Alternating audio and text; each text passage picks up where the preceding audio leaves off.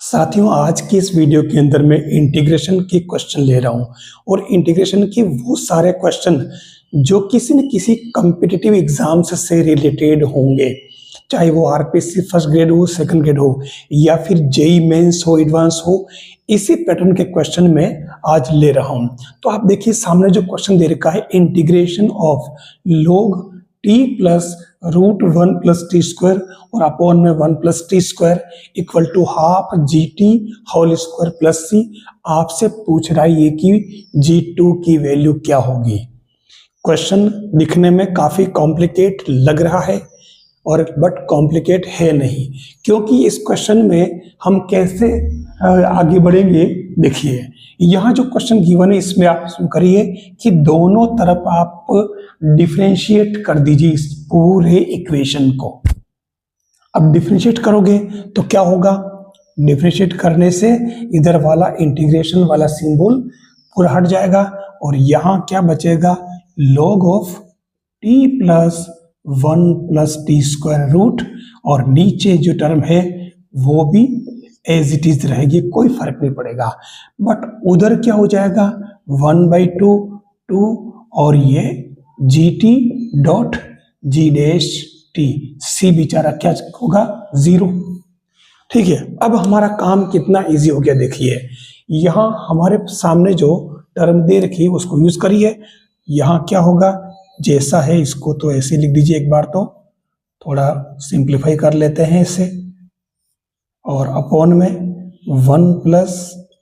T square 1 plus में, और ये हो जाएगा 2 से 2 कैंसल, ये हो जाएगा एक तो जी टी, दूसरा जी डैश टी। ठीक है, कितना इजी काम हमारा हो गया है। अब हम यहां पर, क्योंकि हमें इसने पूछा क्या है, g2, इससे हमारे gt क्या आ जाएगा। देखो gt कैसे फाइंड करेंगे, gt इक्वल टू इसमें हो जाएगा log of t plus root 1 plus T square. अब ये कैसे हुआ, क्योंकि अगर आप इस gt का डिफरेंशिएशन करोगे, जैसे मैं करके बताता हूं, देखो यहां अगर g डैश t करें तो ये क्या आ जाएगा आपके 1 upon t plus 1 plus T square root, और फिर ये इसका करोगे तो 1 प्लस और ये 2t अपॉन 2 रूट 1 प्लस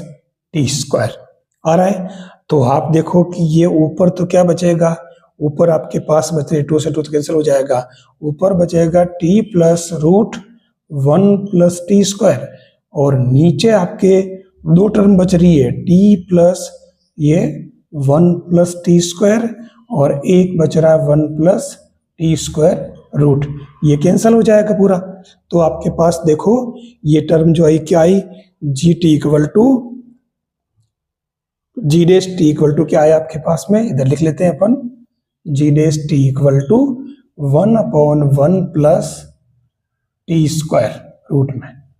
ठीक है ना। तो इसलिए अगर आप इसको और इसको दोनों को मल्टीप्लाई करो, अगर इन दोनों को, तो आपकी टर्म क्या आएगी, ये वाली आ जाएगी। देखो आप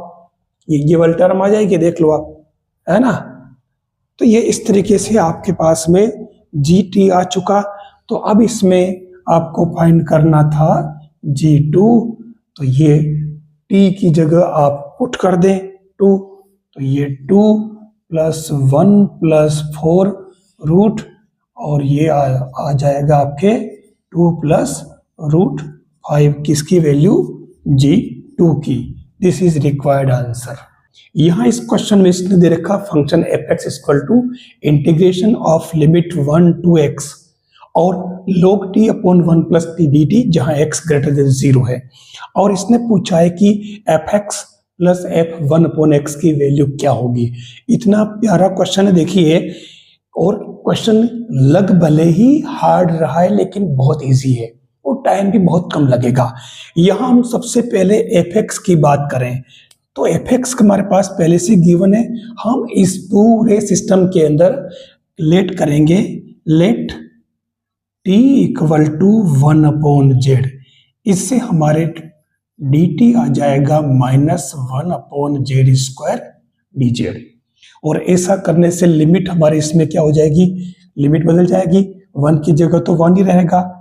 है ना। t इक्वल टू अगर 1 पुट करें तो z इक्वल टू 1, तो ये आपके जो fx आएगा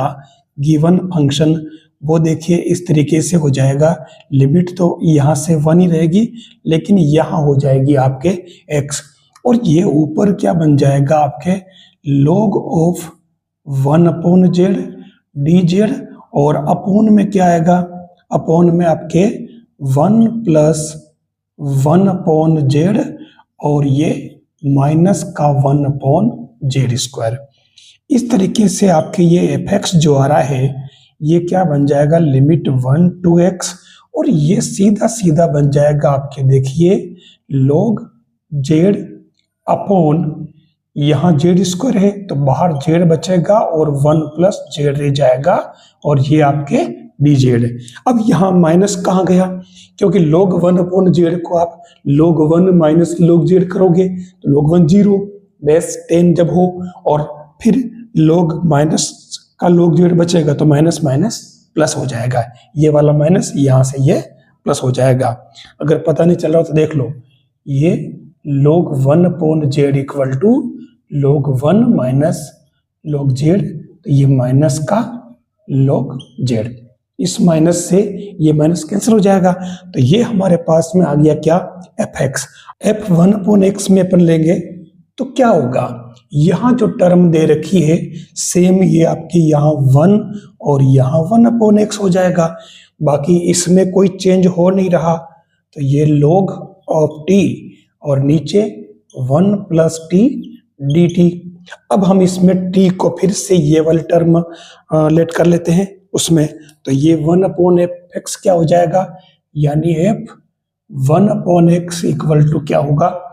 लिमिट ऑफ 1 टू x, ठीक है, और उधर आपके सेम जैसा है वैसा ही बन जाएगा, तो ये इसमें क्या बनेगा, ऊपर यही टर्म बन जाएगी आपके ये वाली सेम, तो ये हो जाएगा log ऑफ, और यहाँ क्या हो जाएगा z अपॉन, और नीचे क्या बनेगा, क्योंकि अपन ने सेम काम यहाँ पर चेंज किया है, तो ये आपके क्या बनेगा z into 1 plus z. fx equal to अगर बात करें तो देखिए लिमिट आपके पास में 1 टू x ही रहेगी, लेकिन जो फंक्शन आपके पास में गिवन है log t upon 1 plus T dt, आप इस पूरे फंक्शन को चेंज करके और log of z upon 1 plus Z कर सकते हो। कौन सी प्रॉपर्टी, P0 प्रॉपर्टी अगर आपने पढ़ी हो तो। पूरा का पूरा फंक्शन अपन ने जेड में कन्वर्ट कर लिया, अब आप इन दोनों को प्लस कर लो, तो ये ऐड करेंगे तो क्या हो जाएगा, एडिंग, तो ये होगा fx plus f1 upon x, तो क्या आएगा इसमें, दोनों को सिंप्लीफाई कर लो,